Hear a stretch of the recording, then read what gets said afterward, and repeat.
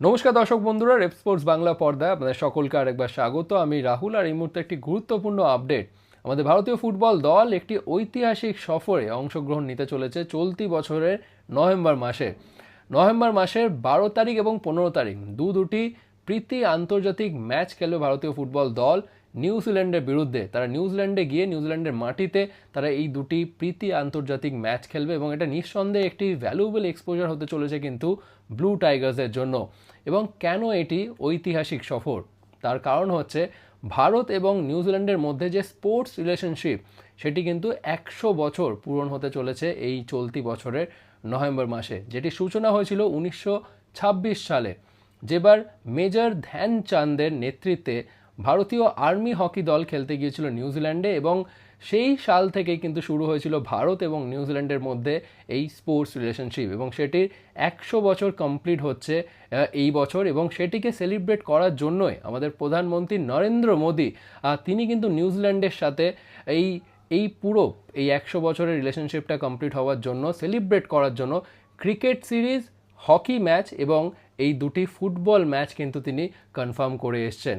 এই নভেম্বর মাসে কিন্তু হবে ক্রিকেট ম্যাচও, যেখানে ইন্ডিয়া মুখোমুখি হবে নিউজিল্যান্ডের টেস্ট সিরিজে। এটা আপনারা আগে থেকেই জানেন, এটা WTCরও কিন্তু একটা গুরুত্বপূর্ণ সিরিজ।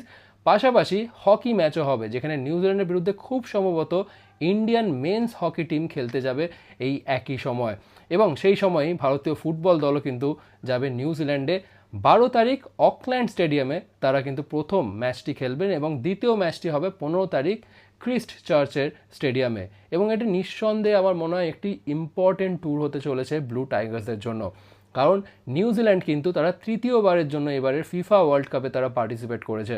যদিও তারা ফিফা বিশ্বকাপের গ্রুপ পর্ব থেকেই তারা কিন্তু বিদায় নিয়েছে ঠিকই, কিন্তু ওশানিয়া রিজিয়নটাতে যদি আপনারা দেখেন, সেই রিজিয়নটাতে কিন্তু one of the strongest nation হচ্ছে ফুটবলের দিক থেকে এই নিউজিল্যান্ড টিমটি। সুতরাং তাদের বিরুদ্ধে অবশ্যই আমার মনে হয় একটি ভ্যালুয়েবল এক্সপোজার পেতে চলেছে কিন্তু এই ব্লু টাইগার্সরা।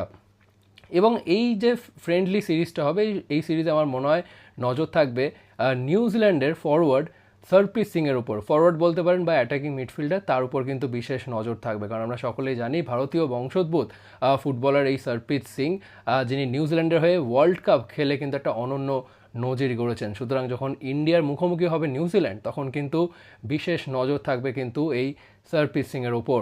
এবং এর আগে শেষবার যখন নিউজিল্যান্ড এবং ইন্ডিয়া মুখোমুখি হয়েছিল সেটি কিন্তু 2018 সালে, তখন কিন্তু ইন্টার কন্টিনেন্টাল কাপে নিউজিল্যান্ডের মুখোমুখি হয়েছিল ভারত। যদিও সেই ম্যাচে গোল করেন সুনীল ছেত্রী, কিন্তু শেষ হাসি হাসে নিউজিল্যান্ড, 2-1 গোলে তারা কিন্তু ভারতকে হারিয়েছিল। এবং এই বছরটা যদি দেখেন, আমার মনে হয় ভারতীয় ফুটবলের জন্য বেশ কয়েকটা কিন্তু ভ্যালুয়েবল টুর্নামেন্ট, ভ্যালুয়েবল এক্সপোজার পেতে চলেছে ব্লু টাইগার্সরা। কারণ অলরেডি তারা ইউনিটি কাপের মতন একটি টুর্নামেন্টে তারা অংশগ্রহণ করেছে, যেখানে তারা জামাইকার মতন টিমের বিরুদ্ধে তারা ম্যাচ খেলেছে।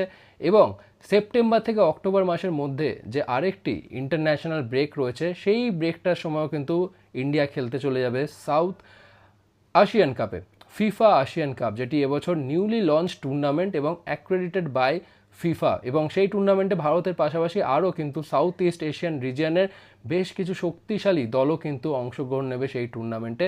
এবং তারপর এই নিউজিল্যান্ডের বিরুদ্ধে এই দুটি ফ্রেন্ডলি ম্যাচ আমার মনে হয় এই ভারতীয় দলকে আমার মনে হয় যথেষ্ট সাহায্য করবে পরবর্তী যে সাইকেলটা রয়েছে AFC এশিয়ান কাপ কোয়ালিফায়ার্স বা ওয়ার্ল্ড কাপ কোয়ালিফায়ার্স, সেটার জন্য প্রস্তুতি নিতে। এবং পাশাপাশি গভর্নমেন্টকেও কিন্তু কৃতিত্ব দিতে হবে, ইন্ডিয়ান গভর্নমেন্টকেও কিন্তু কৃতিত্ব দিতে হবে, কারণ হকি ম্যাচ এবং ক্রিকেট ম্যাচের পাশাপাশি ফুটবলের দিকেও কিন্তু তারা নজর দিচ্ছে। ফুটবল ম্যাচটি আয়োজিত করার জন্য অবশ্যই প্রধানমন্ত্রী নরেন্দ্র মোদী, তাকে কিন্তু কৃতিত্ব দিতেই হবে।